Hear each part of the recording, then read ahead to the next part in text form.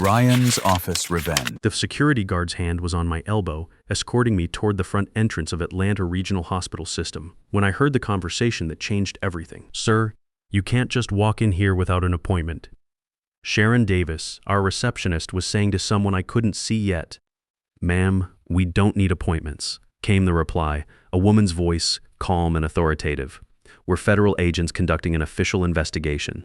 That's when I stopped walking. The security guard, Jimmy, been working here 15 years, looked confused when I planted my feet in the marble lobby. "Problem, Mr. Morrison?" "My name is Garrett Morrison. I'm 54 years old, and 10 minutes ago, I was supposed to be sitting in executive conference room, getting fired by our CEO. Instead, I'm watching 3 people in dark suits flash badges at Sharon, who looks like she's about to faint." "Jimmy," I said, "I think I need to stick around for this." See, I've been expecting this conversation for about 6 months now. Not the federal agent's part, that was a surprise. But the part where someone with actual authority finally asks questions about what's been happening at this place since Rachel Henderson took over as CEO. The woman with the badge spotted me through the glass partition. Mid-40s, steel gray hair, and the kind of eyes that don't blink much. She walked straight over. "Garrett Morrison?" "Yes, ma'am." "Special Agent Diana Cooper, Office of Inspector General. We need to talk." Behind her, the 2 other agents were already moving like they owned the place. One headed toward the administrative wing, the other toward our supply warehouse. They knew exactly where they were going, which told me this wasn't a random visit. "What do you need from me?" "Everything," she said. "Your documentation, your records, and your honest assessment of whether the compliance reports your facility filed with federal agencies are accurate." Before I could answer, I heard the click of expensive heels on marble. Rachel Henderson appeared, looking like someone had just interrupted her favorite part of the day, which, considering she was about to fire me, was probably accurate. "Excuse me, who authorized federal agents on this property?" Agent Cooper turned to Rachel with an expression that could freeze hell over. "Federal inspections under Title 21 don't require authorization, ma'am. We're operating under statutory authority. Your cooperation is mandatory." Rachel's mouth did that thing where it opens and closes like a fish out of water. "I need to call our attorneys." "You do that," Cooper said. "While you're making calls, we'll be examining your supply chain compliance records." She looked back at me. "Is there somewhere private we can talk?"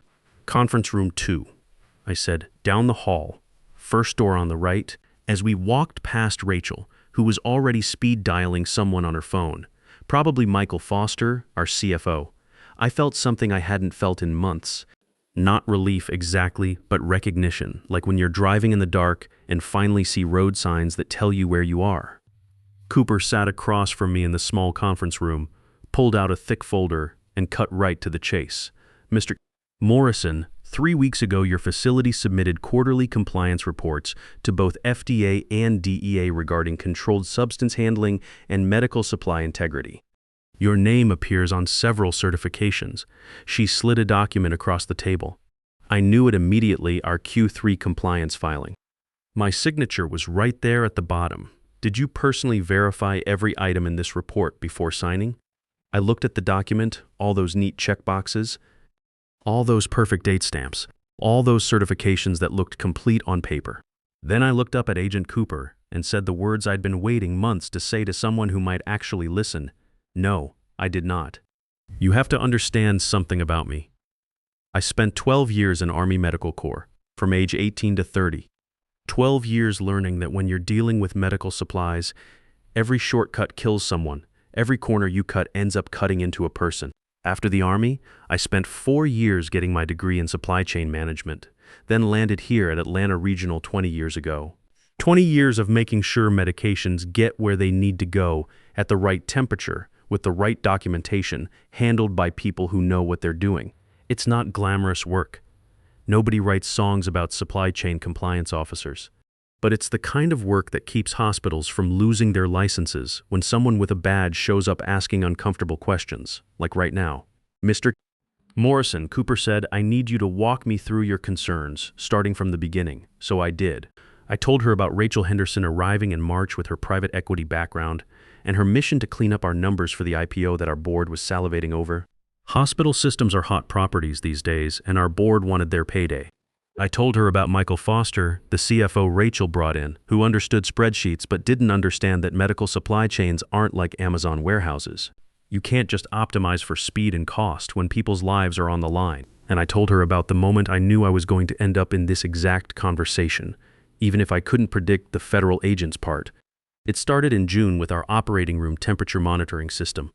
The OR temperature monitoring system had been acting up for weeks.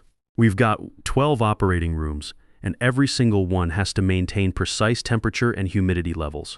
It's not just comfort, it's about keeping surgical supplies sterile, medications stable, and creating an environment where surgeons can work without equipment failing.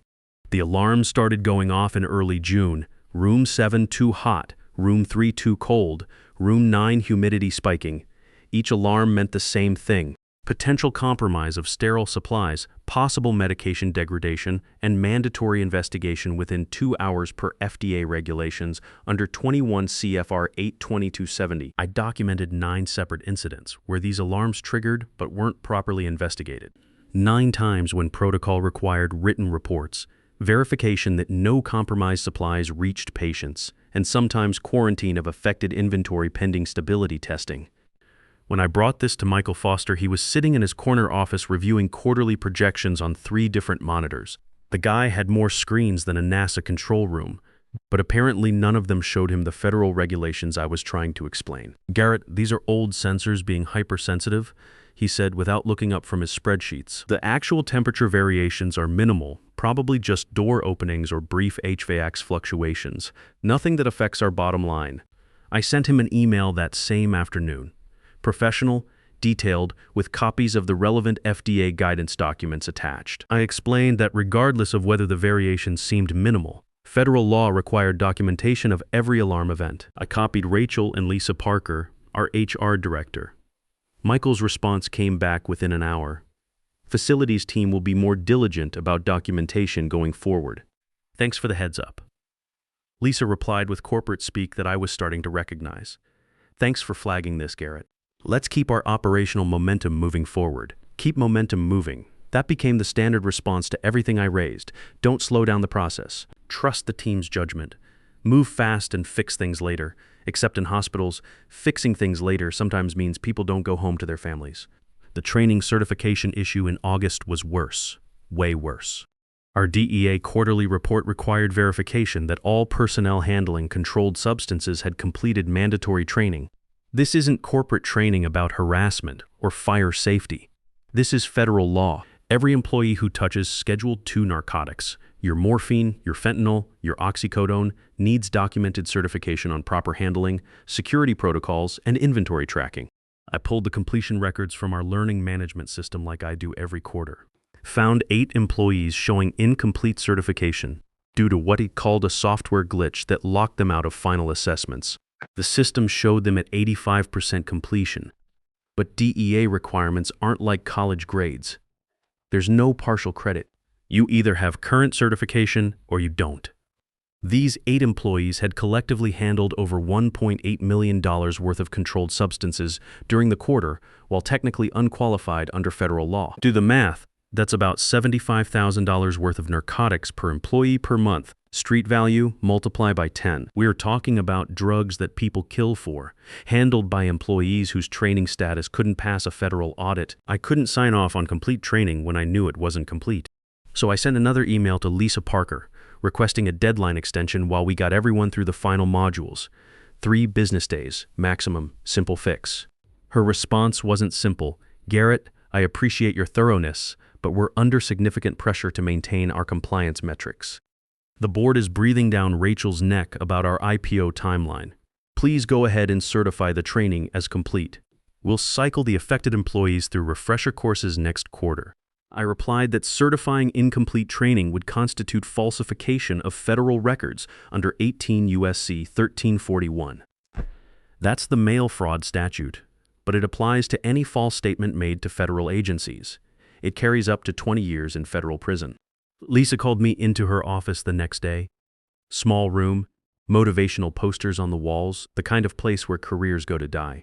"Garrett, you're developing a reputation for being inflexible," she said, not quite making eye contact. "Rachel is trying to build a high-performance culture here, And frankly, some people are questioning whether you're adapting to our new operational tempo. She used the word technically about 15 times in 5 minutes. Technically, you're correct. But we need to be pragmatic here. Technically, the training is incomplete, but these are experienced employees. Technically, we should follow every regulation to the letter. But that's not how modern healthcare operates. I tried explaining that technically correct is the only kind of correct when DEA agents show up for an unannounced inspection. That technically is all that matters when you're dealing with controlled substances. That there's no such thing as modern healthcare when it comes to federal drug laws. The law is the law. She wasn't interested in my explanation. Look, Garrett, I need to know you're a team player here. This IPO is crucial for everyone's future at this company. We can't have people creating unnecessary obstacles. I left that meeting knowing exactly what was happening. If I wouldn't sign false certifications, they'd find someone who would. Lisa signed the training certification herself later that day. She had signatory authority as HR director.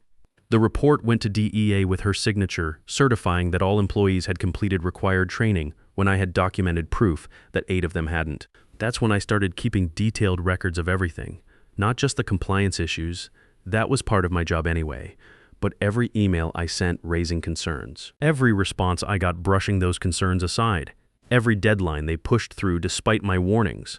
I started backing everything up to my personal cloud storage. Call it paranoia, but 20 years in this business teaches you that when things go sideways, the documentation disappears fast, and the blame lands on whoever can't prove they tried to stop it. By September, they'd figured out a more sophisticated approach. Instead of asking me to sign off on things I knew were false, they started changing the information before it reached me. I'd get a compliance packet that looked perfect on paper. All the boxes checked, all the dates filled in, all the documentation seemingly in order. I'd review what was presented, find it adequate, and sign off. Then later, sometimes weeks later, I'd discover that the underlying documentation didn't support what had been certified. The IV fluid incident in September was the final straw, and it's the one that still keeps me up some nights. We received a batch of intravenous solutions from Cascade Medical Supply, a manufacturer we'd been working with for about 3 years. Good track record, competitive pricing, reliable delivery. But their New Jersey facility had failed a recent FDA inspection for potential bacterial contamination in their sterile manufacturing process. The products were flagged for immediate quarantine and FDA notification under 21 CFR 207.59. That regulation exists because IV fluids go directly into people's bloodstreams. If there's bacterial contamination, patients can develop sepsis and die. It's that simple. I got the contamination alert on a Thursday morning. Standard protocol. Quarantine all affected batches. Notify FDA within 24 hours. Investigate any products that might have already been distributed to patient care areas. Basic stuff that I'd done dozens of times over 20 years. I sent the alert to Michael Foster and copied Rachel, requesting immediate quarantine of the affected inventory. Estimated cost of destroyed product, approximately $340,000. Not pocket change, but not enough to bankrupt a hospital system either. Michael's response came back in less than an hour. Let's monitor the situation while we gather more data. I want to consult with legal before we take any drastic action. Monitor the situation. That's corporate speak for let's see if we can avoid taking a loss. I replied that FDA notification wasn't optional, and that monitoring contaminated IV fluids while they remained in our distribution system could result in patient harm. I attached the relevant federal guidance and marked the email urgent. 3 days later, nothing had happened. The IV fluids were still in our inventory system, still available for distribution to surgical departments. I sent another email, this one with a more direct subject line. Mandatory FDA notification, day 4 overdue. Lisa Parker replied that they were working with our legal team to develop an appropriate response that balances patient safety with operational considerations. Operational considerations. That's what they called risking people's lives to avoid a $340,000 loss. By week 3, I was sending daily emails, each one documenting that potentially contaminated products remained in our system, that FDA notification was 20 days overdue, that we were in violation of federal reporting requirements. On day 23, 2 patients developed post-surgical infections requiring extended ICU stays. Both had received IV fluids during their procedures. Whether our potentially contaminated products were the cause, I couldn't say for certain, but that's exactly why the reporting requirements exist, to enable rapid investigation and prevent widespread harm. I printed out every email I'd sent about the IV fluid issue. 23 emails over 6 weeks. Each one documenting my attempts to get management to follow federal law. Each response showing management's decision to prioritize cost savings over patient safety. That night, I went home to my apartment and did something I'd never done in 20 years of compliance work. I opened a beer, sat at my kitchen table with my laptop, and started organizing everything chronologically. Every temperature alarm that wasn't investigated. Every training certification that was falsified. Every FDA notification that was delayed or ignored. Email threads, audit reports, screenshots of incomplete records. All of it backed up to personal cloud storage that Rachel Henderson and Michael Foster couldn't access or delete. My son Jason called while I was working through the documentation. He'd just started his first job at a medical device company in North Carolina. Quality assurance role, good benefits. Kid's got his mother's brains, and apparently some of my stubborn streak. Dad, you sound tired. Everything okay at work? I looked at my laptop screen showing months of documented violations and thought about how to answer that question. Just dealing with some folks who think federal regulations are more like suggestions. I said, that doesn't sound like you'd let that slide. I'm not letting it slide, son. Sometimes doing the right thing takes time. After we hung up, I kept working until almost midnight, creating a timeline that showed the pattern. Temperature violations in June, training falsifications in August, contaminated products in September. Each incident escalating in severity. Each response from management becoming more blatantly focused on covering up problems rather than fixing them. The next morning, I arrived at the office at 6:30 a.m., like always checked my 1973 Army issue watch, and poured black coffee into the same mug I'd been using for 15 years. Routine keeps you grounded when everything else is falling apart. The calendar notification popped up at 10:23 a.m. Personnel discussion, Executive Conference Room A, 4 p.m. today. Attendees, Rachel Henderson, Lisa Parker, Garrett Morrison. I stared at that notification for about 30 seconds. In 20 years at Atlanta Regional, I'd watched this exact scenario play out maybe a dozen times. The vague meeting title, the Executive Conference Room, the HR presence. It was the corporate equivalent of reading your own obituary in advance. I didn't panic. Panic happens when something catches you by surprise. This had been building since June, each week adding another brick to a wall I could see coming but couldn't stop. So I took a sip of coffee, minimized the calendar notification, and went back to finishing a supply chain audit that nobody had requested. After 20 years, muscle memory doesn't care if the people upstairs have decided you're expendable. At 3:45 p.m., I was packing the last personal items from my desk. A photo of Jason at his college graduation, my Army Medical Corps Challenge coin, a paperweight shaped like a supply truck that some vendor had given me years ago when Jimmy from security appeared. "Mr. Morrison, I'm supposed to escort you to the front entrance." That's when I knew Rachel had changed the script. Instead of firing me in private and letting me leave with some dignity, she was making it a public spectacle. Which brings us back to where this story started. Me being walked toward the front door by security while federal agents were walking in. For the next 4 hours, I sat in conference room 2 with Agent Cooper and walked her through everything. Every temperature alarm that wasn't investigated, every training record that was falsified, every FDA notification that was delayed or ignored. For each violation, I had documentation, the emails where I'd raised concerns, the responses brushing those concerns aside, the proof that my version of events was accurate. "Mr. Morrison," Cooper said when I finished, "what you've shown us represents multiple federal violations. If this documentation is accurate, your company is facing serious legal and financial consequences. What about my termination? I was supposed to be fired 4 hours ago." Cooper's expression got even more serious. "If your employer attempts to terminate you while we're conducting this investigation, that becomes witness retaliation and obstruction of justice. Both are federal crimes." About an hour into our conversation, there was a sharp knock on the conference room door. Through the small window, I could see Rachel Henderson standing in the hallway, arms crossed, looking like someone had just told her the IPO was canceled. Cooper opened the door. "I'm Rachel Henderson, CEO of Atlanta Regional Hospital System," Rachel said. "I need to know why federal agents are conducting interviews in my facility without notifying executive leadership." "We don't require permission to investigate potential federal violations," Cooper replied. "We're operating under statutory authority." Your cooperation is required, not requested. I have important meetings to attend. Rachel said, cancel them. Cooper said, and closed the door. Through the window, I watched Rachel stand there for about 10 seconds, probably trying to process that someone had just told her no. Then she pulled out her phone and started making what I assumed were increasingly frantic calls to lawyers and board members. The investigation took 8 months. 8 months of federal agents going through every document we'd filed, every process we'd certified, every claim we'd made to government agencies. My documentation became their roadmap, showing that the violations weren't accidents or oversights, but deliberate decisions by people who knew better. During those 8 months, I kept working. Dr. Nicole Bennett, a 30-year veteran who the board brought in as interim CEO after Rachel was suspended, made it clear that retaliation against whistleblowers wouldn't be tolerated. I was temporarily promoted to acting director of supply chain integrity while they sorted out the mess. The hardest part wasn't dealing with federal investigators or testifying to grand juries.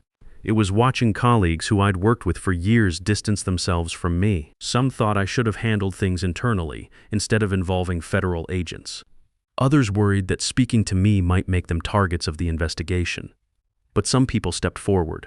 Brandon Walsh, our security manager and a former Marine who'd served 2 tours in Iraq, told investigators that he'd been pressured to sign off on incomplete security assessments. Dr. Sarah Martinez from our surgical department confirmed that she'd raised concerns about IV fluid quality that were never properly investigated. The Department of Justice filed criminal charges in May. Rachel Henderson was indicted on conspiracy to defraud the United States, making false statements to federal agencies, and obstruction of justice. Michael Foster faced similar charges. If convicted, they each faced up to 12 years in federal prison. Atlanta Regional paid $1.2 million in fines plus enhanced federal monitoring for the next 5 years. The company survived, but barely. We lost 3 major surgical contracts during the investigation, and our malpractice insurance premiums nearly doubled. I was officially promoted to Director of Supply Chain Integrity with full authority over all compliance operations, a 45% salary increase, and a team of 6 people with strong regulatory backgrounds. All of them understood that federal regulations aren't suggestions. 6 months after the investigation concluded, I was invited to testify before a House subcommittee on hospital safety. The hearing room was packed with reporters, lobbyists, and other industry professionals. When the committee chair asked me what lessons other healthcare workers should take from this case, I thought about Jason, about the patients who trusted us to keep them safe, about all the people who do the right thing even when it's difficult.